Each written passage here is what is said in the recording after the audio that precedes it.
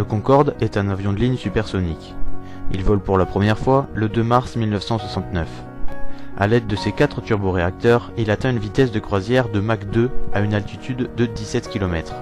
Son rayon d'action est de 6200 km. Cet appareil voit le jour grâce à un accord franco-britannique. Les premiers vols commerciaux débutent le 21 janvier 1976. Le Concorde est un avion sur lequel beaucoup de technologies, communes aux avions de ligne actuels, furent testées, notamment pour les commandes de vol. La transmission ne se fait plus par câble, car la vitesse élevée du Concorde, et donc la température, provoque une élongation pouvant aller jusqu'à 20 cm. La transmission est donc entièrement électrique. L'appareil comporte 13 réservoirs, contenant au total 95,8 tonnes de kérosène, soit environ 119 500 litres.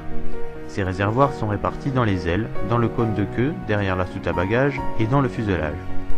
Ils servent à la fois à l'alimentation des réacteurs, mais aussi au contrôle du centre de gravité de l'appareil en répartissant le carburant dans les différents réservoirs. Cela permet d'avoir un équilibre aérodynamique idéal pour chaque manœuvre. L'appareil est séparé en 2 cabines, 40 passagers pour la cabine avant et 60 passagers pour la cabine arrière.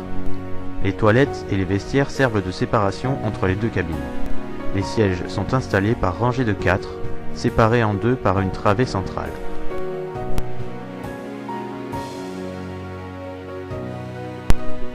Le Concorde est doté d'une aile delta, adaptée aux vitesses supersoniques. Lors des manœuvres à basse vitesse, comme l'atterrissage et le décollage, la portance fournie par les ailes est trop faible. L'avion doit donc prendre un angle d'incidence plus élevé. La visibilité en est donc réduite. C'est pourquoi les concepteurs ont mis au point le nez basculant, qui s'incline plus ou moins en fonction de la manœuvre à réaliser, afin que les pilotes aient toujours une visibilité suffisante. Le Concorde est un avion incroyable. Cependant, malgré ses performances, il est très peu rentable, et il connaîtra quelques incidents au cours de son histoire. C'est pourquoi son retrait aura lieu le 26 novembre 2003.